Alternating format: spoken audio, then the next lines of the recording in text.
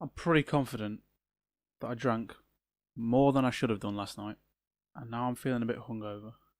Hence the cheese sticks. Wake up! Come on! The world is upside down, the country is on its arse, and the people in charge of it all don't know how to use Twitter. But democracy is calling, and in 2 short days we will have the opportunity to flip the world right back onto its feet. Sort of. Trump is still in office and there's nothing we can do about that. So yeah.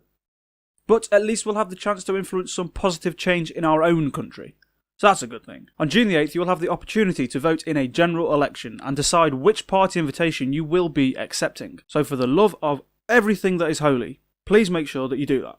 Okay, so who am I voting for? Now this has been a genuinely tough decision this time around, as it seems all the parties are flawed in some respect. Not a single one of them has got my complete unwavering confidence. And that is a strange feeling, because normally I know where I come down on things. But maybe that is just indicative of this current swell of bullshit that this entire thing has caused. Once again we have seen another important political vote tainted by media bias and character assassinations organised by political parties, which has ultimately seen this entire general election turn into some kind of sick popularity contest. It has become personality over policy, and it has reduced the current shit show of UK politics down to the dregs of something like reality television. It's not been about policy or which political stance will best guide our country through these tough times. It's been about defamation and getting one up on the opponent to maintain that sense of power. There is no real sense of care for the public from these politicians. It's all just some self-serving abuse of power to the worst degree. Every single one of these politicians is in it for themselves.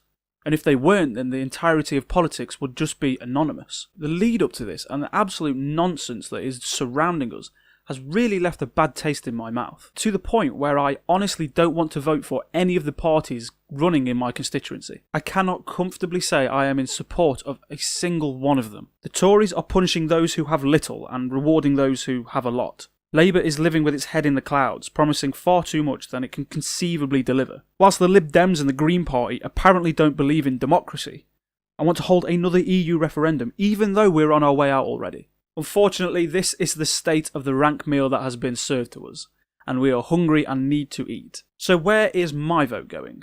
What kind of poison am I willing to chug? Now, I was tempted by the Green Party at first, because they want to legalise weed. And I think that if all these politicians just sat down and passed a joint around, we could iron out these issues in no time at all. But they're just a little bit too hippie for me. They want to have a 4-day work week, for fuck's sake. Lazy pricks. A 4-day work week. So Green Party, that's a no.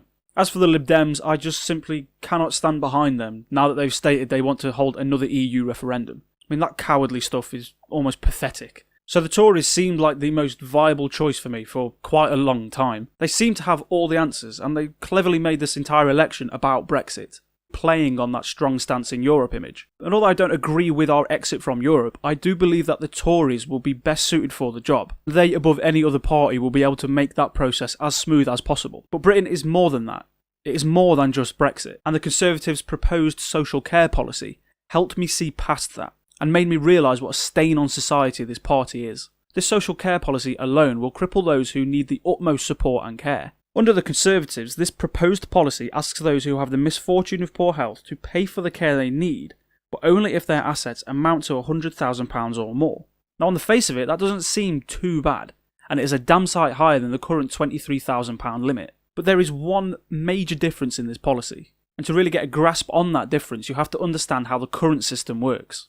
So under the current system, if your assets amount to £23,000 or more, and that's including the value of your house, you are required to part fund any residential care you may need. However, if you are remaining in your home and receiving home care, then the value of your property is waived. Meaning that if your savings and your savings alone come to less than £23,000, you will receive free healthcare at home and not be forced to sell your property to fund it. This new policy proposed by the Conservatives takes into account the value of your property no matter what. And with that new limit being at £100,000, that pretty much means that anybody who owns a house will have to pay for healthcare should they need it in their old age. And that's across the board, whether it's residential care or home care. So what this means is that after paying into a system for your entire life and working hard to own your own house, the Conservatives will rip all of that from under you if you fall ill and you need healthcare. Ultimately, the Conservatives want to punish you for being ill, or getting old by forcibly removing all that you have worked hard for. How very, very caring of them. On top of that,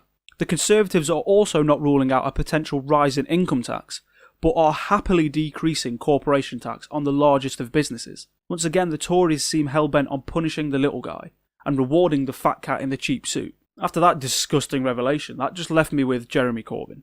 Mr. Jeremy Corbyn, ladies and gentlemen. A man who has definitely dabbled in some questionable substance abuse in his time. One pill makes you larger and one pill makes you small. So Corbyn, he's an idealist. He's a best case scenario, bursting with optimism kind of guy. He has these wonderfully endearing ideas of allowing people their best start in life, giving them the opportunity to double down on what they're good at. He wants to establish a system that promotes that opportunity, and above all else cares for its public. And it all sounds great, right?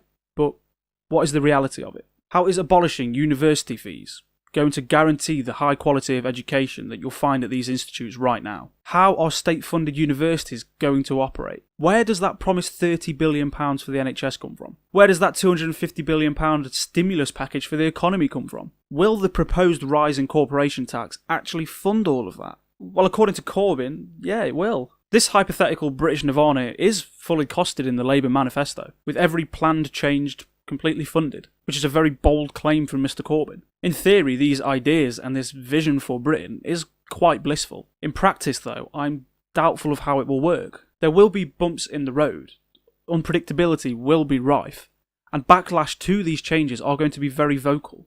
That's undeniable. Things will just not run as smoothly as Jeremy Corbyn's manifesto has laid out, and this short-sightedness puts me off voting for Labour. But then the only other option is Theresa May and the Tories. And that is really all this comes down to. It's Corbyn's wild pipe dream fantasy that's not quite based in reality, or Theresa May's stagnant, more of the same approach, where those with the quietest voice suffer the most. It's fantastical idealism on the one hand, versus stagnation and wealth inequality on the other. So reluctantly, and quite cautiously, I'm going to be letting the optimist out. I'm letting idealism take a hold once again, hoping that Corbyn might just be able to pull this mad idea off. Sure, his manifesto might be a socialist hippie's wet dream, but it's the closest thing we have to a drastic change in politics. And right now, we need that more than fucking ever. The old guard of politics has had its time and it is not working. There is a disdain and an anger at our MPs that seethes throughout the nation. There has to be, there needs to be a shake-up. And quite frankly, this Labour Party has the biggest chance at doing that. We've had the Conservative government hold the reins long enough now. And as far as I'm concerned, I have not seen one fucking upside to it. My life has not gotten easier under the Conservatives.